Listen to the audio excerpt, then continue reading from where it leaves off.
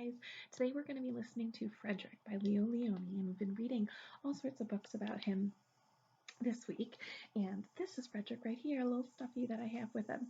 And this story actually reminds me of a fable that you might have heard before about the grasshopper and the ant, where the ants were really hard at work collecting food for the winter, and the grasshopper, all he wanted to do was play his fiddle and dance. And the ants warned him that come winter time, you might have a need for food and you're not going to have it because you danced all the time. Well, this story is a little bit like that, but the ending is a little bit different. And so I want to see if you can pick out what Frederick was doing in the story was just as important as what the other mice were doing to get ready for winter. Frederick by Leo Lionni. All along the meadow, where the cows grazed and the horses ran, there was an old stone wall. In that wall, not far from the barn in the granary, a chatty family of field mice had their home. But the farmers had moved away, the barn was abandoned, and the granary stood empty. And since winter was not far off, the little mice began to gather corn and nuts and wheat and straw. They all worked day and night, all except Frederick. "Frederick, why don't you work?" they asked. "I do work," said Frederick. "I gather sun rays for the cold, dark winter days." And when they saw Frederick sitting there, staring at the meadow, they said, "And now, Frederick?" "I gather colors," answered Frederick simply, "for winter is gray." And once Frederick seemed half asleep. "Are you dreaming, Frederick?" they asked reproachfully. But Frederick said, "Oh no, I am gathering words, for the winter days are long and many, and we'll run out of things to say." The winter days came, and when the first snow fell, the 5 little field mice took to their hideout in the stones. In the beginning there was lots to eat, and the mice told stories of foolish foxes and silly cats. They were a happy family. But little by little they had nibbled up most of the nuts and berries. The straw was gone, and the corn was only a memory. It was cold in the wall, and no one felt like chatting. Then they remembered what Frederick had said about sun rays and colors and words.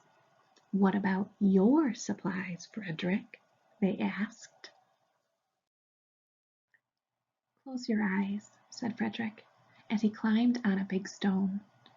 "Now I send you the rays of the sun. Do you feel how their golden glow?"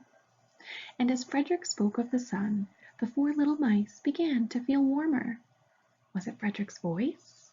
Was it magic? "And how about the colors, Frederick?" they asked anxiously. "Close your eyes again," Frederick said, and when he told them of the blue periwinkles and the red poppies and the yellow wheat and the green leaves of the berry bush, they saw the colors as clearly as if they had been painted in their minds. "And the words, Frederick?" Frederick cleared his throat, waited a moment, and then, as if from a stage, he said, "Who scatters snowflakes? Who melts the ice? Who spoils the weather? Who makes it nice? Who grows the 4-leaf clovers in June? Who dims the daylight? Who lights the moon?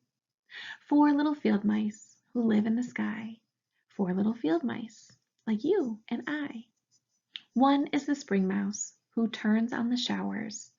Then comes the summer, who paints in the flowers.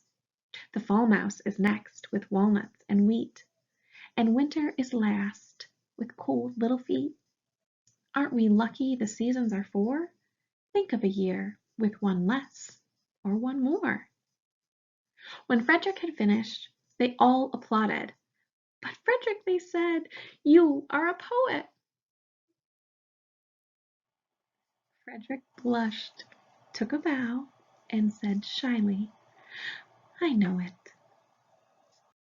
Boys and girls, well, I hope you liked that story, and I hope you found out um, why what Frederick did was so important, right? Now, collecting the food and all of that stuff to get ready for winter was important, but what Frederick was doing was making sure, and it says it right on the back of the book, it says, the surest way to warm their hearts during the winter was by all of the things that he brought, all of his talents of being able to have people imagine colors by just using his words, saying beautiful things so they could imagine themselves in a warm place, and it kind of were to keep their hearts happy as well as their bellies, right? That was kind of his job was it wasn't just about the food, it was about their spirit, right? And keeping happy in those long winter months.